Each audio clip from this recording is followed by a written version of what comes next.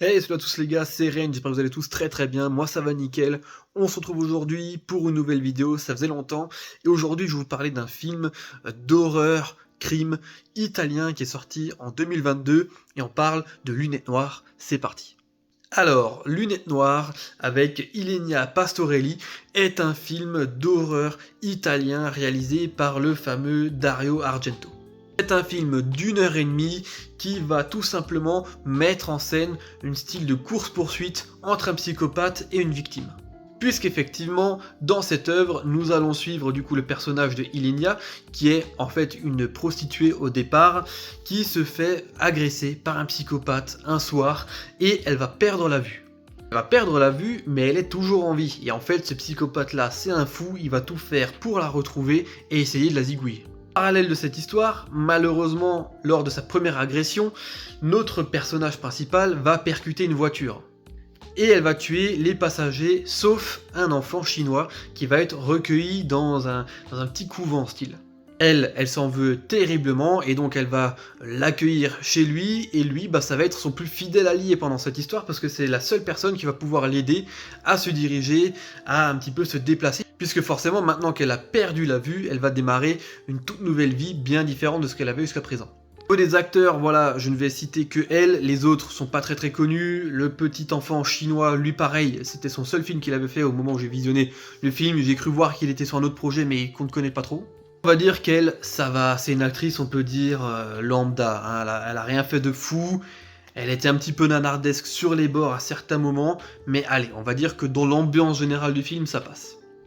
Alors je vous parle de ce film aujourd'hui tout simplement parce que je n'en avais jamais entendu parler, il était disponible jusqu'à hier, au moment de cette vidéo là, jusqu'à hier sur Canal+, et donc je me suis dit vas-y je regarde, on verra bien, 1 heure et demie, c'est pas grand chose, on verra bien ce que ça donne. Le début du film est assez sympathique et m'a rendu très curieux puisqu'on va suivre en fait cette jeune femme qui se déplace dans Rome avec sa voiture et qui voit des gens contempler le ciel pour observer une éclipse.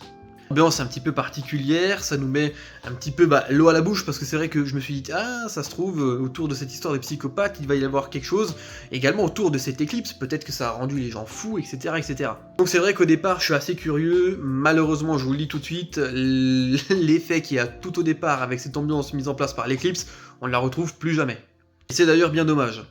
Après, on a les premiers meurtres qui interviennent. Là, du coup, pareil, ça nous réaccroche un petit peu au film. Pourquoi? Parce que il est assez violent. Alors voilà, je vous le dis tout de suite, c'est une strangulation, mais par contre, avec un style de fil dentaire, un câble électrique, je sais pas trop ce que c'est. Et donc, c'est plutôt gore, c'est plutôt sympathique. Donc, allez, je me suis dit, bon, les 15 premières minutes sont plutôt sympathiques, je reste accroché, on va voir ce que ça dit. Ça peut être pas mal du tout. Malheureusement pour moi, il y a un petit souci de rythme dans ce film, puisque voilà, sur 1 heure et demie, on a quelques meurtres, mais en fait, à part le premier qui est bien violent, les autres, malheureusement, soit on ne les voit pas en plein cadre, soit ils ne sont pas très fous. Le fait que la personnage principale soit aveugle, c'est plutôt sympathique, parce que du coup, il y a pas mal de petites situations du quotidien qui peuvent devenir très stressantes, forcément, mais après, honnêtement, ça n'a pas apporté grand chose à part le fait qu'elle va avoir une relation très fusionnelle avec le petit enfant finalement qu'elle va recueillir. À part ça, malheureusement, ça n'aura pas vraiment de grand intérêt supplémentaire au niveau du film, à mon sens. Encore par contre un petit point positif quand même que j'avais oublié de citer au tout début, c'est la musique du film. Alors je sais pas pourquoi, elle m'a convaincu à mort. C'est une musique un petit peu genre synthwave rétro, années 80-90, en musique d'ambiance de fond comme ça. Franchement c'est pas mal du tout, j'ai beaucoup aimé l'ambiance que ça apportait. Donc gros point positif sur la musique qui moi globalement m'a beaucoup plu jusqu'à la fin du film d'ailleurs. Au niveau des décors et des effets spéciaux, y a rien de spécial, à part les effets gore quand il y en a, pour le peu qu'il y en a, franchement, qui sont très bons, il n'y a pas grand chose, donc on va dire qu'il n'y a pas grand chose à souligner là-dessus. La fin du film tourne un petit peu au nanar, hein, faut être honnête, le psychopathe, ses motivations, la gueule qu'il a, voilà, c'est un petit peu nanardesque, ça faut quand même le souligner.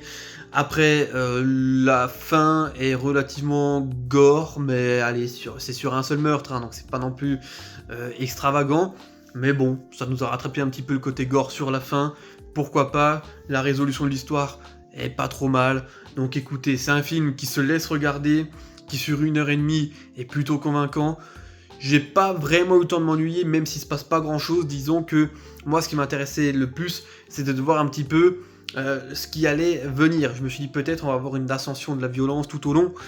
C'est pas vraiment le cas, mais bon, allez, on va dire que vu que ça passe relativement vite et qu'il y a malgré tout pas mal de petites choses qui se passent, allez, pourquoi pas. C'est un film énormément critiqué sur internet de ce que j'ai pu voir, alors certains le trouvent bon, alors personne le trouve excellent, hein, et ça je peux le comprendre, certains le trouvent bon, moi je fais partie de cette catégorie, d'autres le trouvent vraiment ignoble, je trouve que c'est un petit peu abusé, après chacun a ses propres avis, vous avez totalement raison de penser ce que vous voulez. Après, dernier petit point que j'aimerais citer, c'est tout simplement la jaquette du film que je trouve pas trop mal. Elle a un petit côté rétro années 80 avec le gros plan de cette femme et des lunettes de soleil, du coup, enfin les lunettes noires hein, tout simplement, et le reflet du tueur à l'intérieur avec des giclures de sang. J'aime bien le petit côté de cette jaquette voilà, qui est apporté au film. Je trouve que c'est sympathique, donc globalement, dans l'ensemble, ça reste relativement correct. Si vous voulez le visionner du coup, malheureusement maintenant, il n'est plus sur Canal. Par contre, si je ne dis pas de bêtises, il est peut-être sur Shadows, mais j'ai pas vérifié. Après, pour tous les autres qui ont envie de se lancer dans un domaine totalement légal, il est certainement disponible sur plein de sites. En tout cas, voilà, moi en attendant, je vous laisse là sur cette fin de vidéo. J'espère que ça vous a plu. Si c'est le cas, faites-le moi savoir. Et en attendant, je vous laisse là. C'était Rennes, portez-vous bien. Ciao, ciao.